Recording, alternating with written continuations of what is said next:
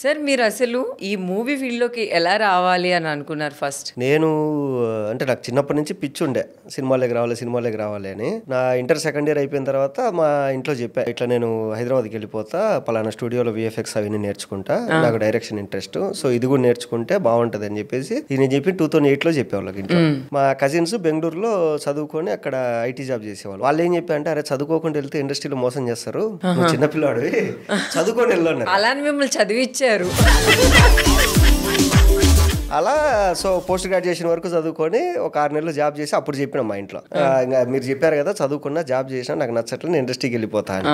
ఇదేంట్రా ఎంత సీరియస్ అంటే, 1 year టైం ఇవ్వండి, వెళ్తా ఉంటా, కష్టాలు తట్టుకోకుంటే వచ్చి జాబ్ చేసుకుంటా అని. సరే ఓకే అన్నారు. వచ్చిన 3 నెలలకి నాకు ఫన్ బకెట్ స్టార్ట్ అయింది. ఫన్ బకెట్ సిరీస్కి నేను అసిస్టెంట్ డైరెక్టర్కి వెళ్ళా. అది క్లిక్ అయిన తర్వాత నువ్వు యాక్టింగ్ కంటిన్యూ చేయాలి దీంట్లో అన్నారు. లేదు నేను చేయను, నేను అసిస్టెంట్ డైరెక్టర్ అయితే డబ్బులు ఏమో, యాక్టింగ్కి అయితే డబ్బులు ఇస్తామన్నారు. సరే ఓకే అని చెప్పేసి 2 పనులు చేసుకుంటూ వచ్చేది.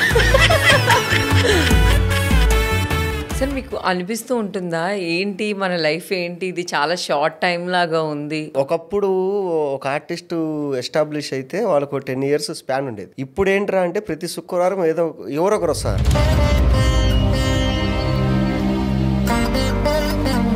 ఇంకోటి ఏంటంటే, ఇప్పుడు చాలా మంది ఇన్స్టాలో ఫాలోవర్స్ని చూసి కూడా యాక్టింగ్ ఛాన్సులు ఇస్తారు.